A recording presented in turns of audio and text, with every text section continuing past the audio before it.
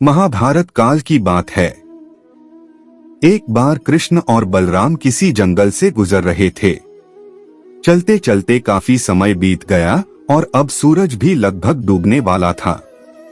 अंधेरे में आगे बढ़ना संभव नहीं था, इसलिए कृष्ण बोले, बलराम हम ऐसा करते हैं कि अब सुबह होने तक यहीं ठहर जाते हैं, सुबह होते ही हम अपने मंजिल की ओर बढ़ चलेंगे। बलराम बोले, पर इस घने जंगल में हमें खतरा हो सकता है, यहाँ सोना उचित नहीं होगा, हमें जाग कर ही रात बितानी होगी। अच्छा, हम ऐसा करते हैं कि पहले मैं सोता हूँ और तब तक तुम पहरा देते रहो, और फिर जैसे ही तुम्हें नींद आए तुम मुझे जगा देना, तब मैं पहरा दूंगा और तुम सो जाना। कृष्ण ने सुझाव दिया। बलराम तैयार हो गए।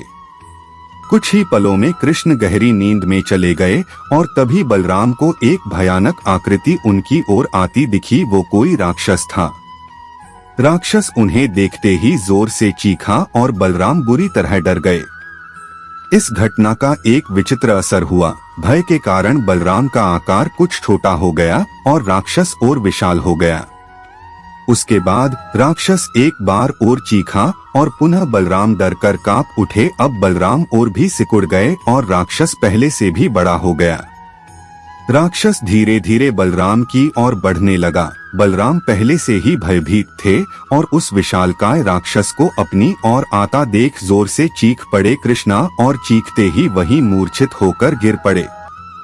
बलराम की आवाज सुनकर कृष्ण उठे। बलराम को वहां देख उन्होंने सोचा कि बलराम पहरा देते देते थक गए और सोने से पहले उन्हें आवाज दे दी। अब कृष्ण पहरा देने लगे। कुछ देर बाद वही राक्षस उनके सामने आया और जोर से चीखा। कृष्ण जरा भी घबराए नहीं और बोले, बताओ तुम इस तरह चीख क्यों रहे हो, क्या चाहिए तुम्हें? इस बार भी कुछ कृष्ण के साहस के कारण उनका आकार कुछ बढ़ गया और राक्षस का आकार कुछ घट गया। राक्षस को पहली बार कोई ऐसा मिला था जो उससे डर नहीं रहा था।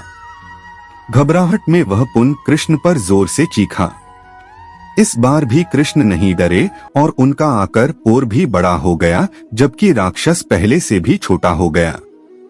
एक आखिरी प्रयास में राक्षस पूरी ताकत से चीखा, पर कृष्ण मुस्कुरा उठे और फिर से बोले, बताओ तो क्या चाहिए तुम्हें? फिर क्या था, राक्षस सिकुड़कर बिल्कुल छोटा हो गया और कृष्ण ने उसे हथेली में लेकर अपनी धोती में बांध लिया और फिर कमर में खोस कर रख लिया। कुछ ही देर में सुबह हो गई। कृष्ण ने बलराम को उठाया और आगे बढ़ने के लिए कहा। वे धीरे धीरे आगे बढ़ने लगे। तभी बलराम उत्तेजित होते हुए बोले, पता है कल रात में क्या हुआ था? एक भयानक राक्षस हमें मारने आया था। रुको रुको, बलराम को बीच में ही टोकते हुए कृष्ण ने अपनी धोती में बंधा राक्षस निकाला और बलराम को दिखाते हुए बोले, कहीं तुम इसकी बात तो नहीं कर रहे हो? हाँ, ये वही है, पर कल जब मैंने इसे देखा था तो ये बहुत बड़ा था, ये इतना छोटा कैसे हो गया? बलराम आश्चर्यचकित होते हुए बोले।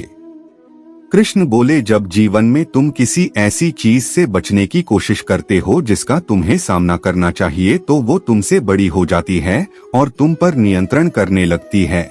लेकिन जब तुम उस चीज का सामना करते हो जिसका सामना तुम्हें करना चाहिए, तो तुम उससे बड़े हो जाते हो और उसे नियंत्रित करने लगते हो। दोस्तों, ये राक्षस दरअसल हमारी जिंदगी में आने वाली चुनौतियां हैं। अगर हम इस चुनौतियों को टालते हैं तो ये और बड़ी होती जाती हैं। आखिर में ये हमें कंट्रोल करने लग जाती हैं। इसलिए हमें इनका साहसपूर्वक सामना करना चाहिए ताकि हम उन पर काबू पा सके। इस प्रकार चुनौतियों का डट के सामना करने से वो छोटी सी हो जाएगी, जिससे हम आसानी से उन पर नियंत्रण कर सकते हैं और सफल हो सकते हैं।